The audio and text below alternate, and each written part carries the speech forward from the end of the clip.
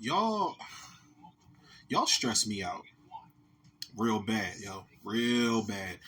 So, spoiler alert: nobody died this episode, but that doesn't mean that y'all just can't fucking pump the brakes at some point.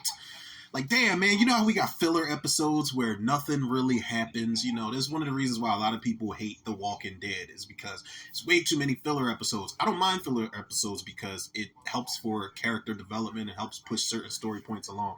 But god damn it, man, like y'all, like it's small things they're doing here. It's small little moments where characters are lingered on, where I'm looking at the screen and I'm like, you better not, you bet. Let me just nip this right in the bud and just talk about exactly what I'm talking about. It's a lot going on in this episode. It's a great episode. It's fire. Um, Trig, you better not.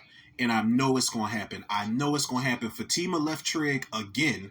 Fatima's like, yo, I can't stay here. People around you keep dying. You know, I thought I was your life, blah, blah, blah. Fatima left Trig. Trig has terrible taste in partners. He does. I did like Imani's character, but Imani's character got written off the show. I saw that coming when the trailer dropped. I was like, she's not in there, so I already know.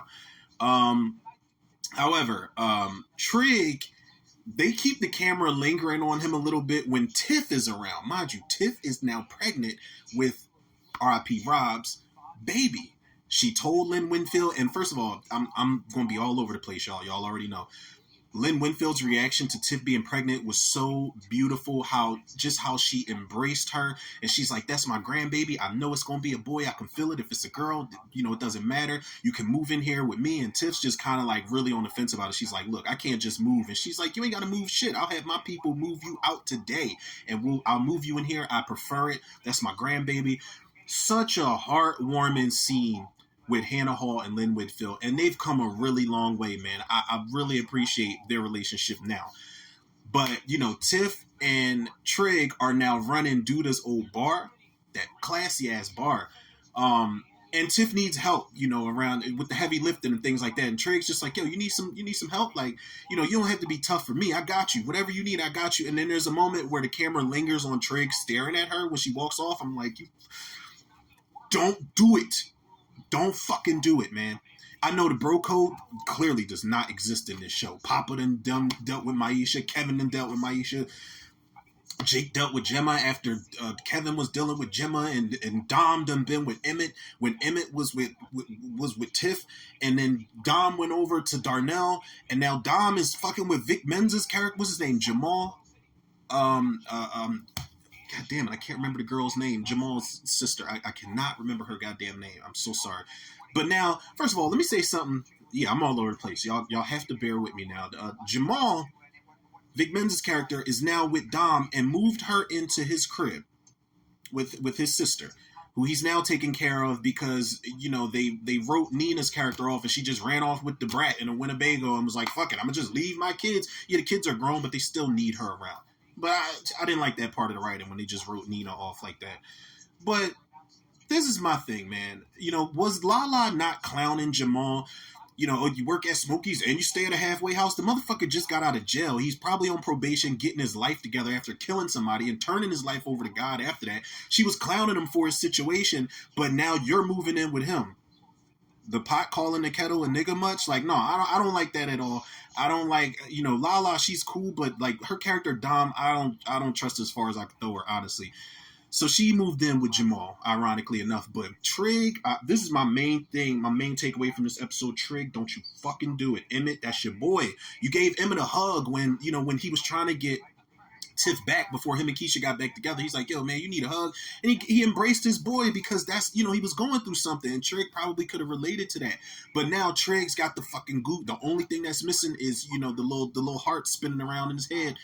Because I feel like him and Tiff are going to have something, you know, going on at some point. I already know they're foreshadowing it. It's going to happen. Speaking of Tiff and speaking of Emmett, Emmett feels some type of way that Tiff is pregnant. And Emmett ain't shit because he was talking to Nuck in the hospital because little Ronnie broke his fucking arm at Smokey's unattended on some set it off TT, you know, leaving her son unattended at work type of thing. So little Ronnie broke his arm.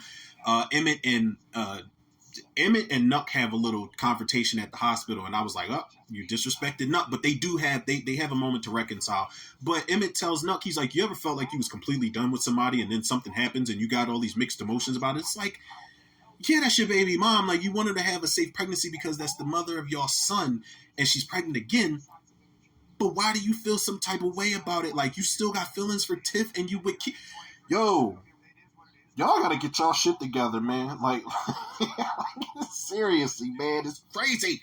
It's messy and it's crazy. And I feel like they're about to write Maisha off the show because now Maisha tells Papa, yeah, Kevin asked me to move with him to LA. Long distance relationships is hard. And Papa's like, well, what'd you say? She's like, well, I said yes. And he's like, I don't want you to move even if it is for Kevin. Don't act like we don't still have some type of chemistry. And it's like, look, Kevin didn't have no business dating after his friend. For sure. For sure. However, don't like Papa, you're supposed to be a man of the cloth. You're supposed to be a man of the cloth, bro. Like, please, like, come on, man. This shit is getting so Young in the Restless Days of Our Lives, General Hospital shit. This is getting rough, man. But I feel like Bakari, there's a moment where Lynn Winfield, Bakari and Shad is standing at the big ass stairwell inside of Lynn Winfield's the character of Alicia's house. So they're standing there like top flight motherfucking security of the world, Craig. And, him and Bakari are talking, exchanging words or whatever, talking about how Zay just got killed. And Lynn Winfield walks past both of them. She's like, hey, handsome. And they both say hi back to her. And she's like, oh, no, baby, I was talking to Bakari. And Bakari kind of gives them like this, this nan look and shit like that. And, Shad actually brings it up. Because he's like, man, we moving Tiff in here. I wish I would have a say-so in the place that I live. And she's like, well, this is my house. If you don't like it, you can move out. He was like, oh, so you can move Bakari in, huh? So he's jealous of Bakari now. And Bakari, I feel like, is going to play this shit to his advantage. She just gave him a scholarship. This is like the universal stance for when I be watching The Chi, man. It stresses me out. But it was still a fire-ass episode, man. I gotta watch it again. I'm pretty sure I missed some points here. Oh, Jake. The girl Jake was laying in bed with. Jake got a text from the first lady of the church, and the girl was, she was like, well, I like you. Is that really who you messing with? And Jake is just like, look, I don't even want, like, you know how Jake got that accent. He's like, I don't even want you to be clingy like that. And he basically flags that girl off who's just laying in bed next to him, and she leaks the fact that the first lady is having an affair with Jake. So Jake just he had to sever ties with the first lady and things like that. One of the last things I want to say, because I'm rambling on, man. Nuck had a really good scene with that dirty pastor, that filthy pastor. And Nuck told him some deep shit, man. He's basically paying the pastor I forgot exactly what he's paying him for, but he has a moment where he tells the pastor, like, look, I can't lose the side of me that has to take care of business. If I got to kill somebody that's disrespecting me, I got to do that. And he said, when I do that, I'm not in my right mind and I'm not even in my body. And that is a really scary thing for a man to go through, yo. I'm not saying Nuck is the biggest goon I've ever seen on screen, but that's some Michael Myers Halloween 2 shit. Like I always say in Halloween 2, Dick Warlock made Michael Myers move as if Michael wasn't in the driver's seat of his own body. Like you could see what's going on and which the murders are committed, but you don't have no control over what's going on. I thought that was a really good character moment for Nuck. I feel like Nuck is trying to turn over a new leaf, but I don't know if he's going to be successful in his attempts. But this shit is getting really good, man. For season 7 to keep progressing and to keep picking up steam like that, man, it's about to get really wild, man. I don't even know if I'm ready for it, honestly.